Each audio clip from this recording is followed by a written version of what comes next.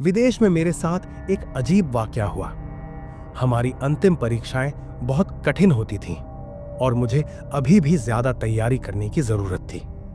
हमारे स्कूल का एथेनियम पुस्तकालय आमतौर पर शाम 5 बजे बंद हो जाता था, लेकिन परीक्षा के दिनों में इसे देर रात तक खुला रखने की अनुमति दी गई थी ताकि छात्र पढ़ाई कर सकें। मेरा घर स्कूल से दूर था, इसलिए मैंने फैसला किया कि घर जाने के बजाय मैं यहीं पढ़ाई करूंगा। यह जगह शांत थी और यहां कोई ध्यान भटकाने वाली चीजें नहीं थीं। उस दिन मैं शाम 6 बजे घर से निकला और जल्दी से एथेनियम पहुंच गया। पढ़ाई में इतना डूबा कि समय का पता ही नहीं चला, और जब मैंने घड़ी देखी तो रात के 10 बज चुके थे। आमतौर पर मैं अधिकतम 8 बजे तक घर पहुंच जाता था, लेकिन उस दिन समय कब बीत गया समझ ही नहीं आया। 8 बजे तक तो कुछ जूनियर स्टूडेंट्स भी वहां थे, लेकिन अब पूरी लाइब्रेरी में सन्नाटा था। मेरे पास सिर्फ 10 से 15 मिनट का काम बचा था, तो मैंने सोचा कि इसे जल्दी खत्म करके घर लौट जाऊंगा। लेकिन तभी कुछ अजीब हुआ। अजीब परछाई में अपने नोट्स में इतना खो गया था कि ध्यान ही नहीं दिया कि पास की बुक शेल्फ्स थोड़ी हिल रही थी, जैसे कोई उन्हें धीरे से धक्का दे रहा हो। हमारे स्कूल के पुस्तकालय के बाहर एक लंबा सुनसान गलियारा था, जिसके अंत में दाईं ओर मुड़ते ही स्कूल से बाहर जाने का दरवाजा था। मैंने जल्दी से अपनी किताबें समेटी और गलियारे की ओर बढ़ा। जैसे ही मैंने गलियारे के अंत में कदम रखा, मेरी नजर वहां खड़ी एक महिला पर पड़ी। वह बस चुपचाप खड़ी थी। मुझे नहीं पता था कि वह कौन थी, लेकिन जैसे जैसे मैं उसके करीब गया, मेरे शरीर में अजीब सा डर समाने लगा। मुझे इतनी बेचैनी होने लगी कि मैं अनजाने में किसी का नाम लेकर पुकारने ही वाला था, लेकिन तभी वह अचानक रुक गई। मैंने देखा कि वह धीरे धीरे पीछे की ओर जाने लगी और मेरी घबराहट और बढ़ गई।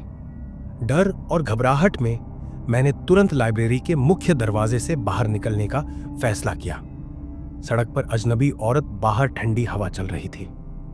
मैं ठीक से चल भी नहीं पा रहा था क्योंकि मैं भूखा और थका हुआ था। लेकिन जब मैंने सड़क की ओर देखा तो मेरे रोंगटे खड़े हो गए। सामने वही महिला थी। वह धीरे धीरे सड़क पर चल रही थी, लेकिन उसका हाव भाव अजीब था। ऐसा लग रहा था कि उसे चलने में परेशानी हो रही हो। जैसे ही मैं उसके करीब पहुंचा, मैंने गौर किया। उसकी चाल बेहद धीमी थी। उसके हाथ अजीब तरह से मुड़े हुए थे और उसके बाल बिखरे हुए थे।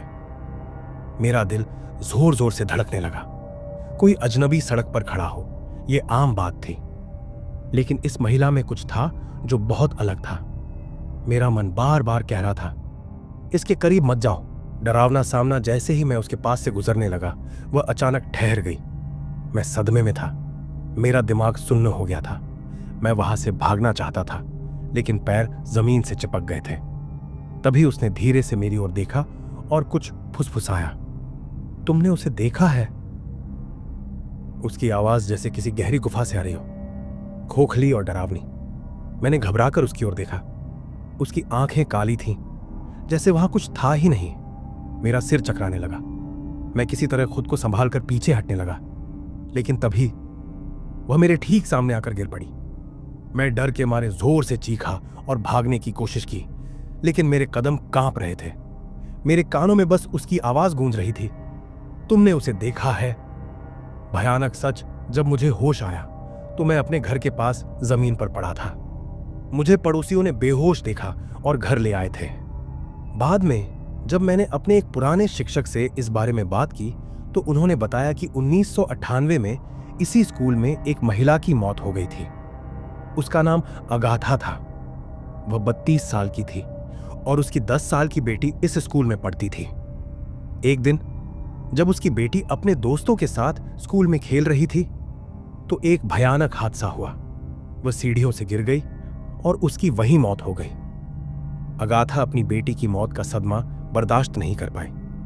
कहा जाता है कि उसके बाद उसने भी उसी स्कूल में आत्महत्या कर ली और तब से उसे अक्सर स्कूल के गलियारों और आसपास के इलाकों में भटकते हुए देखा जाता है, अपने खोए हुए बच्चे की तलाश में।